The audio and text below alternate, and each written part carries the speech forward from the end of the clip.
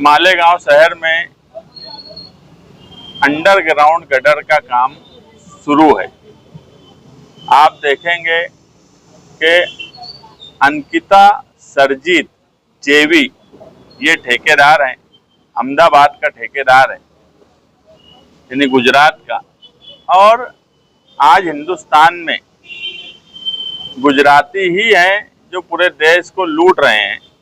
और ऐसा लगता है कि ये भी अहमदाबाद से स्पेशल मालेगांव शहर के टैक्स के पैसे को लूटने के लिए ही यहाँ भेजा गया है। और हमारे ही टैक्स के पैसे से, हमारे ही पैसे से 540 करोड़ का इतना बड़ा ठेका जो 450 किलोमीटर अंडरग्राउंड गटर बनाने का है, उसका दिया गया। और पूरे शहर में कहीं पर भी उसने कोई शराइत पर काम किया ही नहीं। मुसलसल आम लोगों की ये शिकायत रही है कि अंडरग्राउंड गटर वाला खोद दे रहा है और पेचवर्क भी नहीं करता, वहाँ कीचड़ और चलना मुश्किल हो जा रहा है। कई छोटे मोटे हादसे हुए इस शहर में अंडरग्राउंड गटर वाले की वजह से। एक हादसा ऐसा भी हुआ कि एक हामला औरत का हमल ज़ाय हो गया और उसके शौहर ने उसके बाद ये बोलकर मालेगांव शहर छोड़ दिया कि इस शहर में मेरी औलाद का हमल ज़ाय हो गया। इतना खराब यहाँ पर रोड और सब हालात हैं, तो मैं अब इस शहर में नहीं रहूँगा, मैं पूना शिफ्ट हो जाता हूँ। ये बात हम सब के लिए शर्मिंदगी की है, यानी शर्मिंदगी की ये हम यहाँ जो लोग बैठे हैं हमारे लिए भी है और जो जिम्मेदार लीडरान हैं उनके लिए भी है। उसके बाद मिर्जा गालिब रोड पर एक हादसा हो गया है, एक नौजवान की टांग चली गई।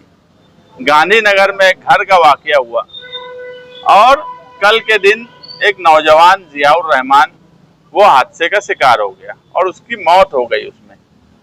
ये उनके घर के लोग हैं, वो अकेला कमाने वाला उस घर में था, किराए के घर में वो फैमिली रहती, गरीब लोग हैं।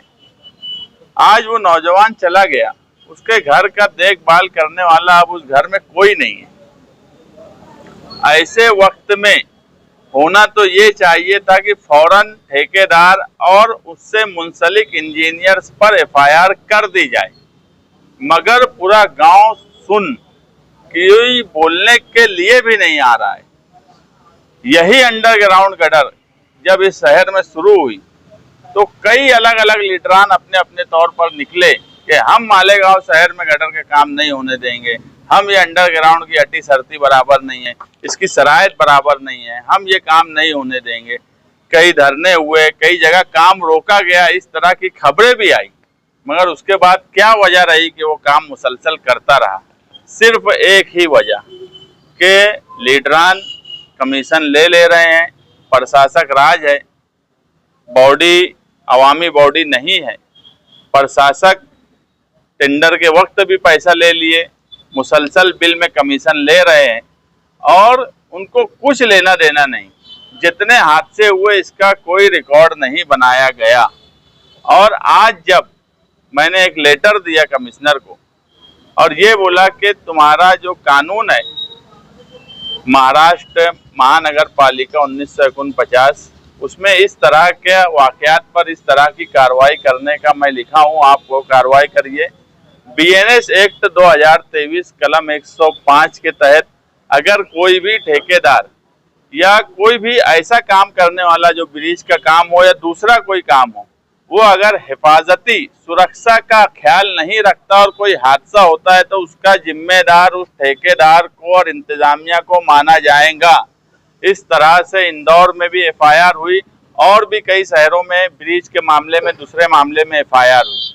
मगर कमिश्नर को जब मैं लेटर दिया तो कमिश्नर ने एक जुमला बोला कि वो तो स्लिप होके गिर गया ना, तो उसमें ठेकेदार क्या कर सकता। यानी इस शहर के नौजवान की मौत को कितने हल्के में लिया जा रहा है। तो मैंने कमिश्नर को ये बोला कि स्लिप होने की क्या वजह, ये बताओ। मालेगांव शहर में इतना बड़ा 540 करोड़ का ठेका है, मुझे एक आप फोटो बता दो कि अंडरग्राउंड कंपनी ने कहीं पर हिफाजती इंतजाम के नाम से कोई बैरिकेड लगाया हो, कोई सावधानी का बोर्ड लगाया हो, कोई ऐसा इंतजाम किया हो कि उस हिस्से में लोग सावधानी से जाए, और स्लिप हुआ है तो स्लिप क्यों हुआ ये बताओ।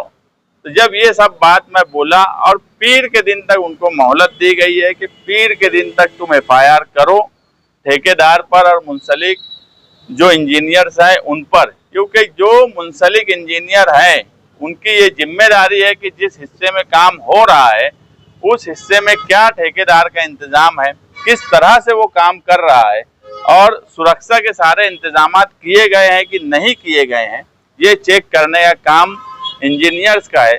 मगर बड़े अफसोस के साथ हमको बोलना पड़ रहा है कि मालेगांव शहर में सिटी इंजीनियर से लेके जितने इंजीनियर्स हैं, वार्ड इंजीनियर, कोई भी अपनी जिम्मेदारी से काम नहीं करता।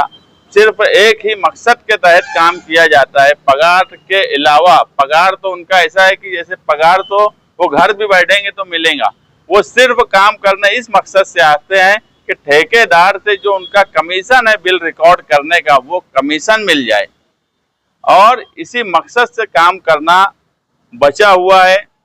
अगर कमिश्नर ने पीर तक एफआईआर नहीं की तो अभी समाजवादी पार्टी के जिम्मेदार वर्करों की मीटिंग में ये तय हुआ कि बुध के दिन 12 बजे से 5 बजे तक कारपोरेशन के गेट पर जो चक्का जाम धरना दिया जाएगा, और उस चक्का जाम धरने में अगर कोई भी बात ऑफिसरों के साथ हुई तो इसका जिम्मेदार सिर्फ और सिर्फ मालेगांव महानगर पालिका का कमिश्नर रहेगा, जिसने इस शहर के लोगों की जान की कीमत को भी कोई अहमियत नहीं दे रहा है। सिर्फ ऑफिस में बैठना, बिल निकालना, ठेकेदारी करना।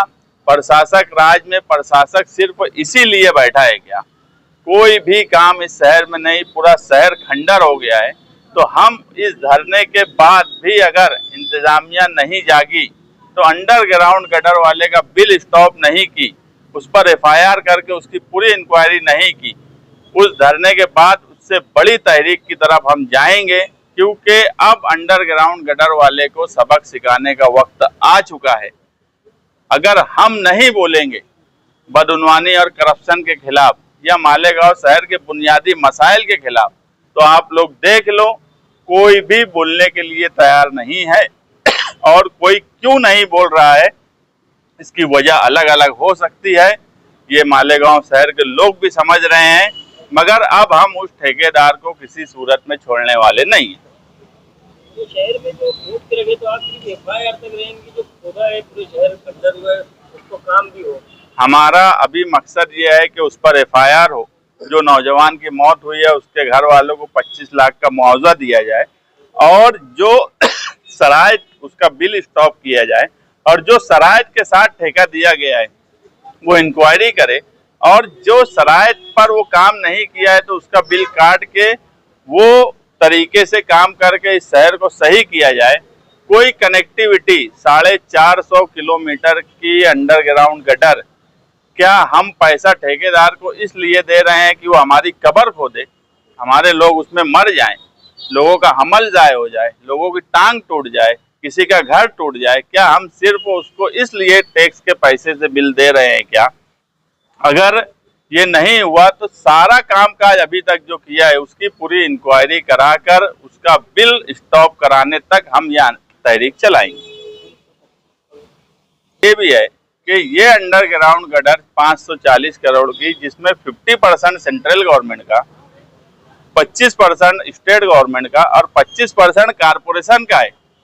आप देखो आगे ये 3 साल में कमिश्नर ने जो किया है, आने वाली बॉडी को पूरा खजाना खाली कर चुका रहेगा। मेरी तो यहाँ तक की मालूमात है कि अभी तक किसी कमिश्नर ने अभी तक कभी लोन पे पैसा नहीं लिया मालेगांव कारपोरेशन ने। ये कमिश्नर लोन पर पैसा लेने की फाइल भी गवर्नमेंट को दे दिया है कि वो कारपोरेशन की प्रॉपर्टी बैंक को हैंड ओवर करके 100 करोड़ का लोन ले ले और बाढ़ उड़ के मुकला हो जाए आम जबान में और चला जाए। ये नियत से वो कमिश्नर बैठा है। और अंडरग्राउंड गटर जिस तरह से बनाई जा रही है, मुजाफात का हिस्सा देख लो, अब जब से अंडरग्राउंड टेंडर हुआ ओपन गटर बंद हो गई, कोई कनेक्टिविटी नहीं है। हमारा मुस्तकबिल इसके ऊपर है कि जब ओपन गटर नहीं रहेंगी, इसकी कोई कनेक्टिविटी नहीं रहेंगी, ये स्कीम जिस तरह से 11,000 कॉलोनी की स्कीम इस शहर में मालेगांव के अधिकारी इंजीनियर्स की वजह से फेल हो गई, आज भी उसका रोना पूरा शहर रो रहा है। आने वाले मुस्तकबिल में ये अंडरग्राउंड गटर ऐसा मामला होगा कि पैसा भी चला जाएगा और हम उस पर रोते रहेंगे, बोलते रहेंगे, बात करते रहेंगे। तो ये ना हो, वो जो कायदे से काम है वो करे। मैं हमेशा, आप देखे होंगे, हमने कभी अंडरग्राउंड गटर ना बने इसकी मुखालफत नहीं की, कभी नहीं की। सब लोगों ने अलग अलग तरीके से मुखालफत की। हमने सिर्फ इसलिए मुखालफत नहीं की कि ये एक अच्छी स्कीम है।